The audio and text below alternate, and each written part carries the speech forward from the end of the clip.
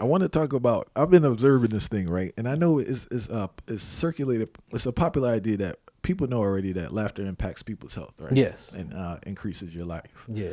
But how does envy and anger impact a person's health? Now remember, envy and anger causes the kidneys and the adrenals to release stress hormones, cortisol, epinephrine, and norepinephrine, scientifically proven.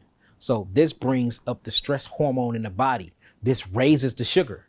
Now, when you raise the sugar, remember fermentation. So what happens is you get so much sugar raised by the stress hormone, cortisol, epinephrine, and norepinephrine in the body. What happens is the sugar have to go somewhere. So it take a lipid route and it goes towards the liver. The liver starts to build up fatty deposits on there because the sugar gets stored up of something called glycagon.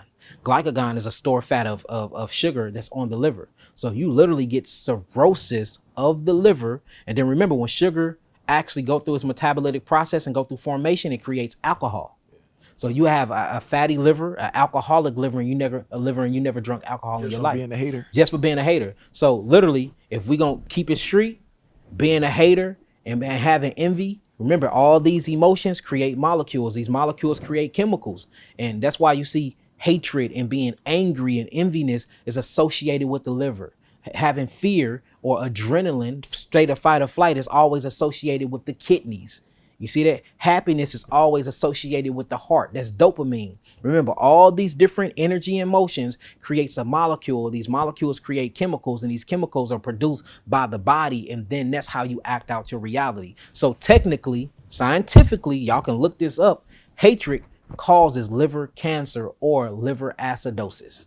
So what I was saying was hatred actually causes cirrhosis of the liver or liver cancer, of fear, of being afraid. That causes the adrenals to go down. Like, and we deal with a bunch of people that have bad kidneys and diabetes that have to, go to dialysis 3 times a week. And when we listen to them or we console them or counsel them, a lot of them deal with a lot of fear. So fear attacks the kidneys. And the reason why is because the adrenal glands releases adrenaline into the bloodstream. Adrenaline then have to go back to the kidneys. And if you look at what adrenaline does in its production, it produces calcification or solidification inside the kidneys. So a lot of people with fear have kidney stones, which robs the kidneys of blood. The kidneys needs pints of blood in it at all times because it needs oxygen. So when you look at fear robs the kidneys of phytonutrients and it kills the kidneys. If you look at hatred and anger, that robs the actual liver and it causes liver cirrhosis.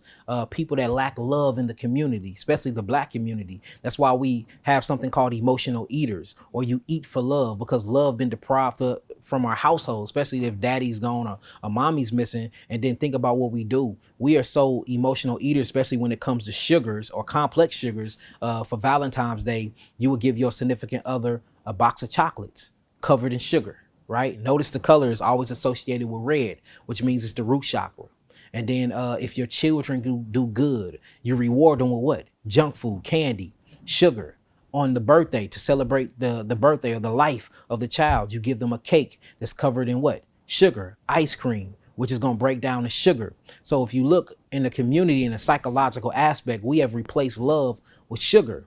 That's why when a woman expects love for a man, she expects to get something from it. And usually she wants something that's going to give her that dopamine reward effect, which matches sugar. You're not addicted to the cigarettes. You're addicted to the sugar bomb nicotine that they put in the cigarettes. A lot of people don't know, when you really look at some of the ingredients to nicotine, it's backed by glucose and fructose, sugar, or they put apple bomb in it. You're not addicted to the alcohol. You're addicted to the neurological toxin that's in the alcohol, which is fermented sugar. So when you look at all the things that we are addicted to, for instance, you're not addicted to the actual cocaine. You're addicted to that sugar-like molecule that it gives you. In our last interview, I was talking about the words. Even though they spelt different, they sound the same. Sugar cane, cocaine. And notice they have a neurological toxic effect on the body. So we equivalent love with sugar. So people that lack love in the Black community, notice that they have diabetes. They more of diabetics than anybody else because they're emotional eaters trying to fill a void that they don't have. And guess what they're eating?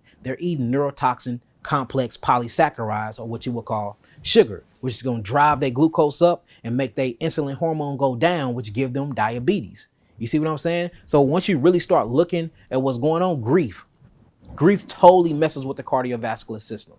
Grief totally messes with the cardiovascular system. But when you look at the cardiovascular system, it's closely associated with the kidneys. So there's not one mental illness that you can experience that doesn't have a physical impression on the body. Bro, remember, it's called the molecules of emotions. When my best friend died, you know, I had chest pains for like a month. Yeah, grief. It attacks the heart. Or you can see a significant other die. For couples that have been together for 45 to 50 years, and soon as they significant other die, they die 2 days later. Look up the statistics on that. Or I know over 3 people, I study this stuff all the time, where their son died or their daughter died, and they died at the damn funeral. They died at the wake. So you can have grief or have regret or feel so sorry that you can truly physically have a broken heart. And I'm talking about physically, where different blood vessels inside your myocardium or your left or right ventricle of your heart will calcify and break open, because stress raises cortisol. Cortisol raises blood pressure. Blood pressure rips and tear arteries. When you rip and tear an artery, that's going to cause cholesterol to go patch up that hole, and then they have to solidify to rebuild. So calcium will come in, and what calcium do is solidify and calcify. Blood trying to break through calcium will cause an eruption. This eruption is what you'll call an aneurysm or a cardiovascular heart attack.